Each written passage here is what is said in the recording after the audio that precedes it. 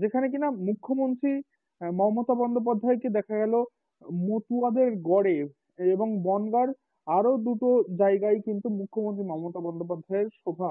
সেখানে গিয়ে মুখ্যমন্ত্রী এসআইআর এর বিরোধিতা করে মতুয়াদের পাশে দাঁড়াতে দেখা গেল এবং বার্তা দিলেন মুখ্যমন্ত্রী। তার পাশাপাশি কিন্তু কেন্দ্র এবং জাতীয় নির্বাচন কমিশন পাশাপাশি বিজেপিকে সরাসরি নিশানা করলো একযোগে।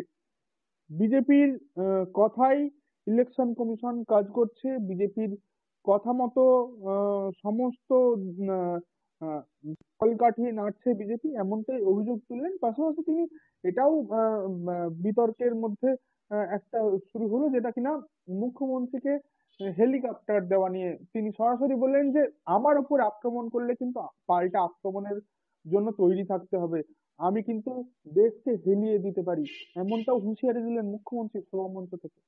আজকে হিন্দুরা পশ্চিমবঙ্গের মধ্যে সংখ্যাগরিষ্ঠ হওয়া সত্ত্বেও সংখ্যালঘু হিসাবে কার্যত পরিণত হয়ে পড়েছে, এবং সেইটারই প্রতিফলন, সেটাকে কোনোভাবে রোধ করার চেষ্টা অনেকদিন ধরেই হয়েছিল, কিন্তু সেটা কোনোভাবে বাস্তবায়িত করা যায়নি। আজকে ইলেকশন কমিশন সেটাকে চেষ্টা করেছে এসআইআর এর মাধ্যমে বাস্তবায়িত করতে, এবং সেটাই মুখ্যমন্ত্রী হতে দেবেন না, তার সহ্য হচ্ছে না। যার ফলে তিনি মতুয়াগড়ে গেছেন। এবার আপনার প্রশ্নের উত্তরে আসি। উনি মতুয়াগড়ে গেছেন এবং মতুয়াদের এটা বোঝানোর চেষ্টা করছেন যে এই সরকার এসআইআর করে আপনাদেরকে বাদ দিয়ে দেবে, অথচ যেটা আইনে আছে যে কোনো হিন্দু, বৌদ্ধ, খ্রিস্টান, জৈন এরা যদি কোনো দেশ থেকে অত্যাচারিত হয়ে আমাদের দেশে আসে, তাহলে তাদেরকে শরণার্থী হিসাবে তাদেরকে সেন্ট্রাল গভর্নমেন্ট অবশ্যই তাদের ভারতীয় নাগরিকত্ব দেবে, তাদের নাগরিকত্ব কেড়ে নেওয়ার কোনো প্রশ্ন নেই। তবে কিছু রোহিঙ্গা আছে, কিছু বাংলাদেশি পাকিস্তানি মুসলমান আছে, তাদের নাগরিকত্ব অবশ্যই কেড়ে নেওয়া হবে। কারণ দেশ ভাগ যখন হয়েছিল 1947 সালে, এইভাবেই হয়েছিল যে পাকিস্তান যারা মুসলমান আছে তারা পাকিস্তানে গিয়ে থাকবে, এবং যারা হিন্দু আছে তারা হিন্দুস্তানে থাকবে। সেই আইনটা এত বছর কংগ্রেস ফলো করতে পারেনি, কারণ রাজনৈতিক কারণে তাদের ভোট ব্যাংক কমে যায় বলে। এবং এই সরকার আসার পর থেকে, মানে বর্তমানে যে বিজেপি সরকার যেটা আছে কেন্দ্রে, সেই সরকার আসার পর থেকে এই আইনটা আস্তে আস্তে বলবৎ করার চেষ্টা করছে এসআইআর এর মাধ্যমে। সেটাই যেহেতু তৃণমূল কংগ্রেস, তারা কংগ্রেসই একটা পার্ট, তারা সেটাকে সহ্য করতে পারছে না, তারা সেটা করতে দেবে না, এবং সেটার বিরুদ্ধেই লড়াই হচ্ছে এবং লড়াই হবে। এবং আমি আবারও বলছি, এই সরকার সারা জীবন এই ওয়েস্ট বেঙ্গল ক্ষমতা থাকবে না। কারণ আমরা একটা সময় যখন 34 বছরের বামফ্রন্ট সরকার ছিল, তখন অনেকেই বলেছিল যে এই বামফ্রন্ট সরকার কেউ সরাতে পারবে না, এ সারা জীবন থাকবে আমাদের ওয়েস্ট বেঙ্গলে। কিন্তু সেই সরকারকেও সরতে হয়েছে 2010 সালে। সুতরাং এই সরকারকেও, বর্তমান সরকারকেও আগামী দিন সরতে হবে, ইনি থাকবেন না। এটা হচ্ছে উনি বুঝতে পেরে গেছেন, যার ফলে উনি এই কথাগুলো বলছেন এবং মতুয়াদের খেপিয়ে দেওয়ার একটা কাজ করছেন।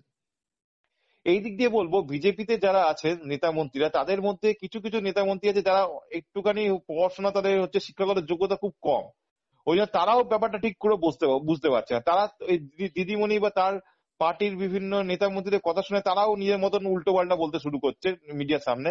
কিন্তু তাদেরকে অনেকটা সংযত হতে হবে, এবং তাদেরকে তারা এই যে বলছে না, মাঝে মধ্যে দেখবেন মানে বিভিন্ন বিজেপির লোকেরা মিডিয়াতে বলে যে বাংলাদেশিদের তাড়িয়ে দেবো, রোহিঙ্গাদের তাড়িয়ে দেবো।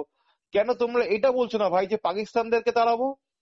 যখন দেশ ভাগ হয়েছে তখন তো বাংলাদেশ বলে কিছু ছিল না কোনো দেশ, তখন ছিল ইন্ডিয়া পাকিস্তান। 1947 সালে যখন দেশ ভাগ হয় তখন পাকিস্তান হয় জিন্নাহ তৈরি করে পাকিস্তানকে, আর ইন্ডিয়া তো বরাবরই ছিল।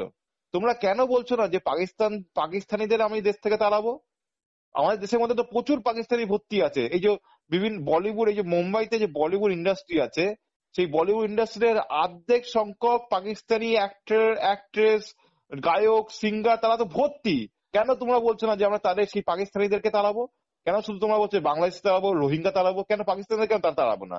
পাকিস্তান তো আমাদের সব থেকে বড় শত্রু। আজকে স্বাধীনতার এত বছর ধরে আমাদের উপর কন্টিনিউয়াসলি তারা উগ্রপন্থী হামলা করেই যাচ্ছে। কত লোককে পাহেলগাঁতে নৃশংসভাবে হত্যা করলো, দিল্লিতে কত কত লোককে নৃশংসভাবে হত্যা করলো, মুম্বাইতে কত লোককে নৃশংসভাবে হত্যা করলো, কই তাদেরকে কেন তোমরা বলছো না যে আমরা তাদেরকে তাড়াবো? সুতরাং তোমরা এই ধরনের দ্বিচারিতা কথা বলো না, যার ফলে মানুষ বিভ্রান্ত হয়ে যাচ্ছে। তোমরা দিদিমণি ওই পলিটিক্সে পা দিয়ে বিভ্রান্তকর মন্তব্য করলে মানুষ তোমাদেরকে কি করে গ্রহণ করবে?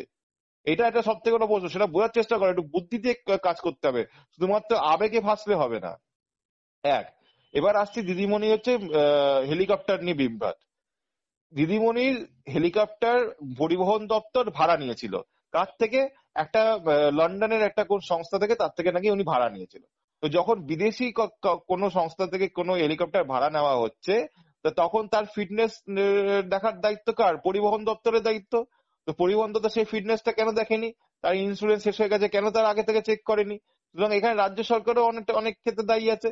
আর সেই দেখুন দেখুন বরাবরই, আজকে তো প্রথম নয়, সেই স্বাধীনতার আগে থেকে ব্রিটিশের বা বাইরের কোন সংস্থা আমাদের দেশে এসছে কিসের জন্য? ব্যবসা করার জন্য। তারা এখানে বিলাতে আসেনি, তারা এখানে মানুষকে উপকার, গরিবদেরকে ফ্রিতে কম্বল বিতরণ করতে আসেনি, তারা এখানে সবাই ব্যবসা করতেই আসছে। আজকে বিদেশি কোম্পানিরা আমাদের এখানে ব্যবসা করতে আসে, এখান থেকে নিয়ে চলে যায়, গিয়ে তাদের দেশে গিয়ে রমরমিয়ে থাকে। তো সেটা বুঝতে হবে যে আজকে লন্ডনে যদি কোনো সংস্থা আমাদেরকে হেলিকপ্টার দেয়, তারা সেটা ব্যবসা করতে এসছে, তারা কেন তোমাকে বলবে? এটা তোমার দায়িত্ব, তোমার সরকারের দায়িত্ব যেটা ভেরিফাই করা যে আমার হেলিকপ্টারটা সঠিক সময় ওড়ার উপযোগী কিনা, বা সেটা কোনো অ্যাক্সিডেন্ট হতে পারে কিনা। আজকে মুখ্যমন্ত্রীর যেটা জেড প্লাস ক্যাটাগরি সিকিউরিটি পায়, তার যদি এভাবে রাস্তায় যেতে যেতে একটা অঘটন দুর্ঘটন ঘটে যায়, তার দায়িত্ব চলে যাবে তাহলে সেই কোম্পানির ওপরে, যে কোম্পানি ওই হেলিকপ্টারটা দিয়েছে। তবে তাকে তো কোর্টে টানা হবে। তখন সেই কোম্পানি ওই সেই রিস্কটা নেবে না বলেই তারা বলে দিচ্ছে, না আমি ওড়াতে পারবো না, আমার ইন্স্যুরেন্স নেই, আমি ইন্স্যুরেন্স ফেল হয়ে গেছে, আমি তুলতে পারবো না। তো এখানে কি করে বিজেপির চক্রান্ত হলো বা সেন্ট্রাল গভর্নমেন্টের চক্রান্ত হলো, আমি সেটাই বুঝতে পারছি না। দিদিমণি বারে বারে বলছে যে তাদের চক্রান্ত, তাদের চক্রান্ত।